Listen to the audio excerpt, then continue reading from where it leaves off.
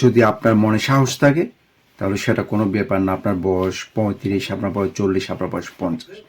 কিন্তু হ্যাঁ, আপনি যদি ইউরোপের দিকে মুভ করতে চান তাহলে আপনার জন্য বয়স একটা ফ্যাক্ট। কারণ কি, 35 বছর উপরে গিয়ে আপনার ভিসা পাওয়াটা অনেক কঠিন হয়ে যায়। আপনি জব ভিসার কথা বলেন, জব ভিসা আসলে খুবই কম, যে এটা হাতে গোনা, সেটা আসলে সম্ভব। তাহলে আপনার উপায় কি? তাহলে একটা উপায়, সেটা হচ্ছে আপনার সেনজেন ভিসা বা ট্যুরিস্ট ভিসা। আপনি ট্যুরিস্ট হিসেবে আসতে পারেন, এমন কোন দেশে আসবেন যে এইখানে নর্মাল দেশ, যেমন আপনি পর্তুগাল সিলেক্ট করতে পারেন, ইতালি সিলেক্ট করতে পারেন, রোমানিয়া, অথবা এনি নর্মাল দেশ, ঠিক আছে?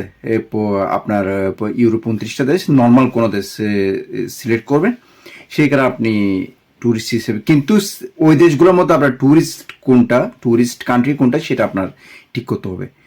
যেমন এই ক্ষেত্রে আমি বলবো বেস্ট পর্তুগাল ট্যুরিস্ট ভিসা হয়, যদি আপনার যথেষ্ট ব্যাংক ব্যালেন্স থাকে। তাইলে যদি আপনি বুঝেন না, এটা সিম্পল, আপনার কাছে যদি কোনো পর্যাপ্ত পরিমাণে টাকা না থাকে তাহলে আপনার ভিসা হবে না। সেটা আপনাকে এজেন্টরা যতই যায় বলুক, আপনাকে ভিসা করে দিবে না, সম্ভব না, ঠিক আছে?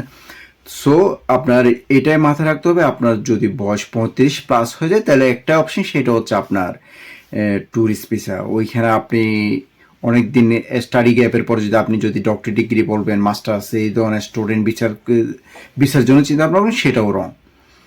তাইলে আপনার কিন্তু অনেকে এজেন্ট বলবে, অনেক কিছু বলবে না, আপনার D1 ভিসা করে দিবে আপনার জন্য, জব ভিসা করে দিবে আপনার জন্য, স্টাডি ভিসা অ্যারেঞ্জ করে দিবে।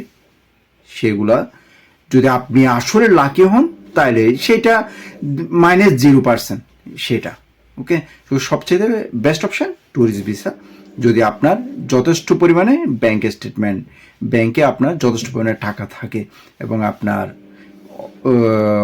আরও যদি আপনার তেমন কোনো রেকর্ড থাকে, আপনি বিভিন্ন দেশে যাচ্ছেন, সেটাও ধরনের যদি কোনো আপনার ভিসা পাসপোর্টে যদি তেমন কোনো সাপোর্ট থাকে, সেটাও একটা বেস্ট অপশন। আর কোনো অপশন নেই।